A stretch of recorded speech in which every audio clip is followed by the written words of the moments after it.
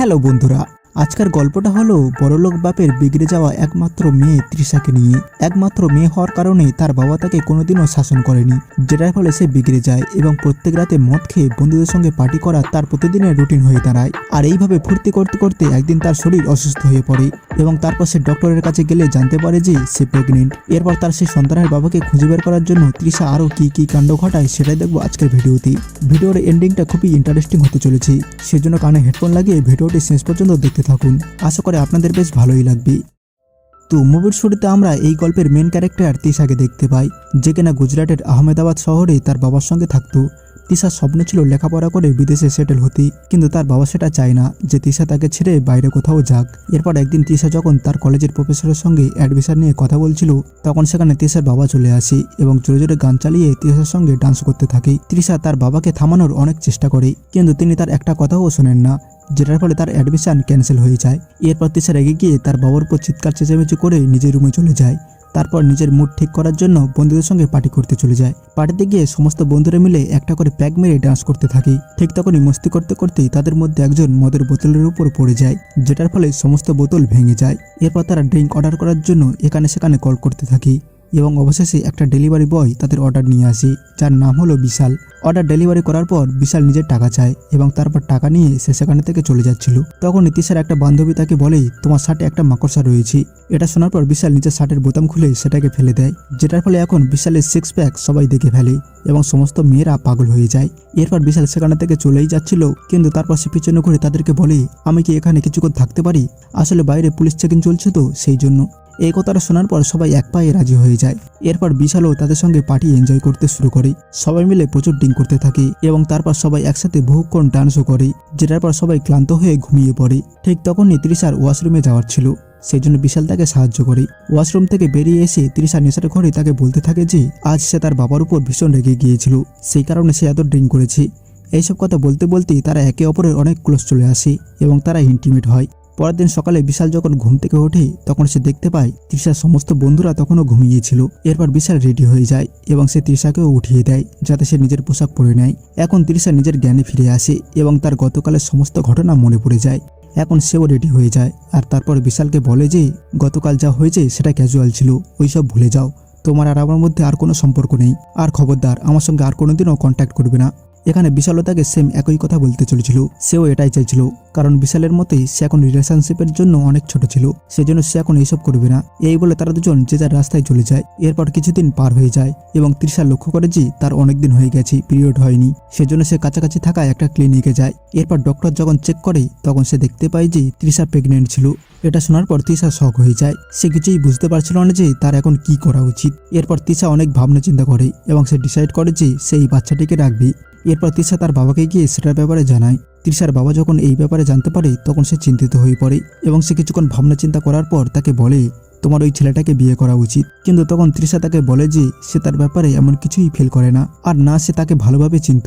এটা শোনার পর তৃষার বাবার আরও বড় শক লাগে, কারণ তার মেয়ে একে তো বিয়ের আগে প্রেগনেন্ট হয়ে গেছে, আর তার উপর সে সেই ছেলেটাকেও ভালোভাবে চেনে না, এমনকি সে তার নামও পর্যন্ত জানতো না, যেটার ফলে তৃষার বাবা ভীষণ চিন্তায় পড়ে যায়। এখন তৃষা তাকে বোঝাতে থাকে যে সবকিছু ঠিক হয়ে যাবে, তিনি যেন চিন্তা না করেন। এরপর তৃষা অনেক চিন্তা ভাবনা করে এবং সে ঠিক করে যে করেই হোক সে তার সন্তানের বাবাকে খুঁজে বের করবে, কারণ তারও এই বাচ্চাটার ব্যাপারে জানা উচিত যে এটা তার বাচ্চা। এরপর সে এটার ব্যাপারে তার বাবার কাছে যায় পরামর্শ নিতে, যেটাতে তৃষার বাবারও সেটা ঠিক বলে মনে হয়। এখানে তৃষা কিছুই ভেবে উঠতে পারে না যে সে তাকে কিভাবে খুঁজে বের করবে, কারণ সে তো বিশালের নামও পর্যন্ত জানতো না। এরপর সে সর্বপ্রথমেই তার সেই বান্ধবী বিনিতাকে কল করে, যেখানে মদের অর্ডার দিয়েছিল, কারণ তার কাছে সে ইজিলি সেই ফোন নম্বরটা পেয়ে যাবে। কিন্তু এখানে বিনিতা তাকে জানায় যে সে তার এক বন্ধুকে কল করেছিল, যেখানে বিশালের কাছে কল করেছিল, যেটার পর তারা দুজনেই সেই বন্ধুটার সঙ্গে কন্ট্যাক্ট করে, যেখানে এখন হসপিটালে ভর্তি ছিল, কারণ মদ খেয়ে তার কিডনি খারাপ হয়ে গিয়েছিল এবং তার কিডনি খারাপ হয়ে যাওয়ার কারণে সে মদ স্মাগলিং করা সমস্ত লোকেদের নাম্বার ডিলিট করে দিয়েছিল। সেই জন্য সেখানে থেকেও তারা কিছু জানতে পারে না, যেটার পর তৃষা সমস্ত বন্ধুদের থেকে মদ স্মাগলিং করা সমস্ত লোকেদের নম্বর জোগাড় করে তাদেরকে কল করে মদ অর্ডার করতে শুরু করে, যাতে তারা যখন মদ ডেলিভারি করতে আসবে তখন তৃষা বিশালকে চিনতে পারবে। এরপর তৃষা একের পর এক মদ অর্ডার করতে শুরু করে এবং তারপর তার ঘরে একের পর এক মদের বোতল আসতে শুরু করে। এখানে তৃষা প্রচুর বিরক্ত হয়ে পড়ে, কারণ বহু অর্ডার করার পরেও সে বিশালের ব্যাপারে কিছুই জানতে পারে না। তৃষার বাবা তৃষার রুমে যখন সেই মদের বোতলগুলো দেখে তখন সে শক হয়ে যায়। এরপর তৃষা তাকে বোঝানোর অনেক চেষ্টা করে যে সে একটা কারণে এসব মদের বোতলগুলো জোগাড় করেছে, যেটা শোনার পর তৃষার বাবা তাকে আর কিছু জিজ্ঞাসা করে না। এরপর অবশেষে একদিন তৃষার কাছে মদের অর্ডার নিয়ে বিশাল আসে। বিশালকে দেখার পর তৃষা এত বেশি খুশি হয় যে সে তার কোলে উঠে পড়ে। এখানে বিশাল ভাবে যে তৃষার হয়তো তার পারফরমেন্স ভালো লেগেছে, সেজন্য হয়তো সে তার সঙ্গে আবারও ইন্টিমেট হতে চায়। কিন্তু তৃষা বিশালকে কোনো হোটেলে না নিয়ে গিয়ে একটা ক্যাফেতে নিয়ে যায় এবং তাকে জানায় যে সে প্রেগনেন্ট। এটা শোনার পর বিশাল প্রচুর অবাক হয়ে যায়। সে তাকে বলে যে সে এখন কোনো রিলেশনশিপে আসতে চায় না, কারণ তার বয়স এখন মাত্র 21 বছর, সেজন্য সে এখন বিবাহ অথবা কোনো বাচ্চার বাবা হতে চায় না। কিন্তু তৃষা তাকে বলে যে সেও বিবাহ করতে চায় না, সে বাস তাকে এটা জানাতে চাইছিল যে সে তার বাচ্চার মা হতে চলেছে। এটা শোনার পর বিশাল কিছুই ভেবে উঠতে পারে না যে তার এখন কি করা উচিত। অনেক চিন্তা ভাবনা করার পর বিশাল ডিসাইড করে যে সেও সেই বাচ্চাটার খেয়াল রাখবে এবং যতদিন পর্যন্ত না সেই বাচ্চাটা হবে ততদিন সেও তৃষার খেয়াল রাখবে। এটা শোনার পর তৃষা প্রচুর অবাক হয়ে যায়, কারণ সে ভাবতে পারেনি যে বিশালও তাকে সাপোর্ট করবে।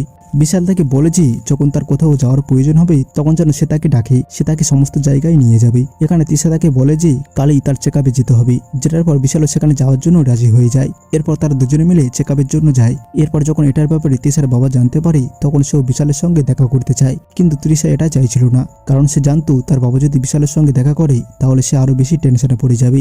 আর তারপর যখন সে বিশালের প্রফেশনের ব্যাপারে জানতে পারবে তখন না জানি কেমন রিয়াক্ট করবে। তৃষা তার সঙ্গে দেখা করতে চাইছিল না, কিন্তু তার বাবা প্রচুর জেদ করতে থাকে, সেজন্য তৃষা না চাইতেও রাজি হয়ে যায়। এরপর তৃষা বিশালের কাছে গিয়ে জিজ্ঞাসা করে যে সে কি তার বাবার সঙ্গে দেখা করতে পারবে।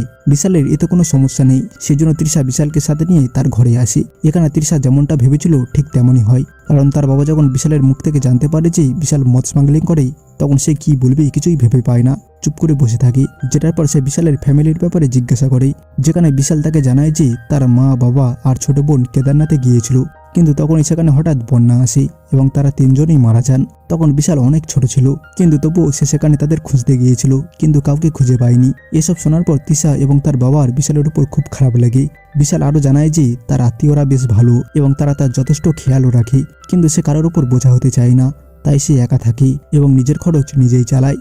বিশাল বলে যে সে বর্তমানে যে কাজটা করছে তা অনেক পরিশ্রম করে সে সেট আপ করেছে, অনেক বড় কন্ট্যাক্ট তৈরি করেছে যাতে কোনো সমস্যায় পড়তে না হয়। সে জানায় যে সে কোনো অবস্থাতেই তার কাজ বন্ধ করবে না, কারণ সে ইজি মানি কামাতে চায় আর সেজন্যই সে এই পেশা বেছে নিয়েছে। এই কথা বলে বিশাল সেখানে থেকে চলে যায়।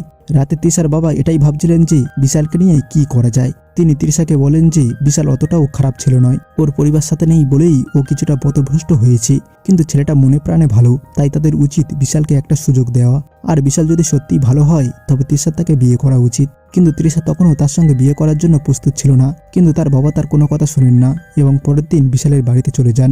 সেখানে গিয়ে তিনি দেখেন যে বিশালের ফ্ল্যাটটি ভীষণ নোংরা এবং অগোছালো হয়ে পড়ে আছে, তাই তৃষার বাবা সেখানে ক্লিনার্স ডাকেন এবং পুরো ফ্ল্যাটটি পরিষ্কার করতে বলেন। এরপর তিনি বিশালকে জোর করে নিজের সাথে নিয়ে যান। আসলে তিনি চান যে বিশাল যেন কোনো ভালো ব্যবসা করে, তাই তিনি তাকে একটি ক্যাফেতে নিয়ে যান এবং বলেন যে সে যেন শুধু ক্যাশ কাউন্টারে বসে থাকে, বাকি কাজ অন্যরাই সামলে নেবে। কিন্তু বিশালের এই আইডিয়াটা পছন্দ হয় না।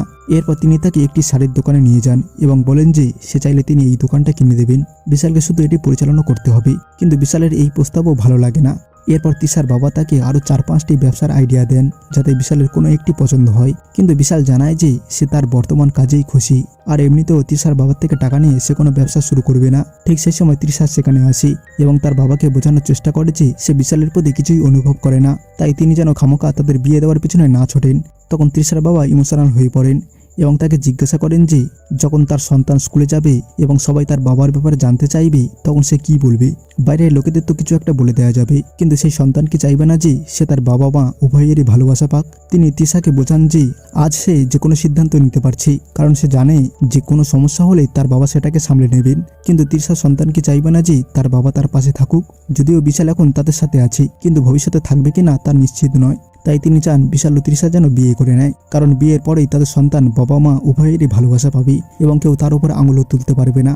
এসব শুনে বিশাল খুব ইমোশনাল হয়ে পড়ে, কারণ পরিবার ছাড়া বেঁচে থাকার কষ্ট কতটা সেটা তার থেকে ভালো কেউ জানে না। তাই বিশাল বলে যে সে বিয়ের জন্য রাজি, কিন্তু সে নিজের কাজ বন্ধ করবে না। অন্যদিকে বাবার কথা শুনে তৃষাও ইমোশনাল হয়ে পড়ে এবং সেও রাজি হয়ে যায়। তৃষার বাবা তাকে বোঝান যে সে যেন বিশালের সাথে কিছুটা সময় কাটায়। তিনি নিশ্চিত যে বিশাল বদলে যাবে। এরপর তিনি তৃষাকে বিশালের বাড়িতে রেখে আসেন যাতে তারা একে অপরকে বুঝতে পারে। বিশাল তৃষাকে তার ঘর দেখাতে শুরু করে এবং তৃষার ঘরটি বেশ ভালোই লাগে। সেই সময় বিশাল আবার রোমান্স করতে চাইলেও তৃষা তাকে বারণ করে দেয়। ঠিক তখনই বিশালের বন্ধু সেখানে আসে এবং জানায় যে তাদেরকে এখনই ক্লায়েন্টের একটা অর্ডার পৌঁছে দিতে হবে, কিন্তু বিশাল এখন যেতে মানা করে দেয়। তাই তার বন্ধু একাই চলে যায়। এরপর বিশাল তৃষার সঙ্গে কথা বলতে শুরু করে আর বিশাল প্রথমবারের মতো মানসিক শান্তি অনুভব করছিল। ঠিক তখনই তার বন্ধুর ফোন আসে যে পুলিশ তাকে ধরে ফেলেছে। এই কথা শুনে বিশালও তৎক্ষণাৎ পুলিশ স্টেশনের দিকে রওনা হয়। তৃষাও তার সাথে যেতে চেয়েছিল, কিন্তু বিশাল তাকে মানা করে দেয়। এরপর বিশাল যখন পুলিশ স্টেশনে যায় তখন যে অফিসারের সাথে তার সেটিং ছিল তিনি সেখানে ছিলেন না। তাই বিশালকে সকাল পর্যন্ত ওয়েট করতে হয়। এদিকে বিশাল খুব টেনশনে ছিল যে তৃষা তাকে নিয়ে কি ভাবছে। তৃষা তাকে জিজ্ঞাসা করে যে সে কি তার বাবাকে ফোন করবে, কিন্তু বিশাল তাকে মানা করে দেয়। যেটার পর সকাল হলে বিশাল সেই অফিসারকে ফোন করে এবং অবশেষে তার বন্ধু ছাড়া পায়। তবে পুলিশ বিশালকে সতর্ক করে দেয় যে এরপর যদি তারা এভাবে ধরা পড়ে তবে তাদের বিরুদ্ধে মামলা করা হবে। এরপর বিশাল বাড়ি ফিরে আসে। তখন দেখে তৃষা সেখানে নেই। সে তৃষাকে সব জায়গায় খুঁজতে শুরু করে, কিন্তু কোথাও তাকে পায় না। বিশালের মনে হয় তৃষা হয়তো তাকে ছেড়ে চলে গেছে। তাই সে তাড়াহুড়ো করে তৃষার বাড়িতে যায়। গিয়ে দেখে তৃষা নিজের বাড়িতেই আছে। বিশাল তাকে বোঝাতে থাকে যে সে ইচ্ছা করে পুলিশ স্টেশনে দেরি করেনি, কাজের প্রয়োজনে তাকে থাকতে হয়েছিল। তৃষা আসলে শুধু তার বাবার সঙ্গে দেখা করতে এসেছিল, ব্যাস, আর কিছুই না। তাই বিশালের এই অবস্থা দেখে সে হাসতে শুরু করে। বিশাল তাকে জানায় যে সে তৃষাকে ভালোবেসে ফেলেছে। যখন সে পুলিশ স্টেশনে ছিল সে শুধু এটাই ভাবছিল যে তৃষা তাকে ছেড়ে চলে যাবে না তো। আর এখন সে সবকিছু বুঝতে পেরেছে, তাই সে আর এই কাজটা করতে চায় না। কারণ সে যদি এটা চালিয়ে যায় এবং পুলিশ তাকে ধরে ফেলে তবে তৃষা এবং তাদের সন্তানের অনেক কষ্ট হবে। তাই সে সিদ্ধান্ত নিয়েছে যে সে তার এই ব্যবসা বন্ধ করে দেবে। ঠিক তখনই তৃষার বাবা সেখানে আসেন এবং বিশাল তাকে জানায় যে তার কাছে 25 লক্ষ টাকা সঞ্চয় আছে। সে সেই টাকা দিয়ে কোনো নতুন ব্যবসা শুরু করবে যাতে সে তার পরিবারকে সুখী রাখতে পারে। এসব শুনে তৃষার বাবাও খুব খুশি হন, কারণ তিনি তো এটাই চেয়েছিলেন। এবং এটার সাথে এই মুভির সমাপ্ত হয়ে যায়। তো বন্ধুরা, কেমন লাগলো আজকের মুভির গল্প অবশ্যই কমেন্ট করে জানাবেন। দেখা হবে পরের ভিডিওতে।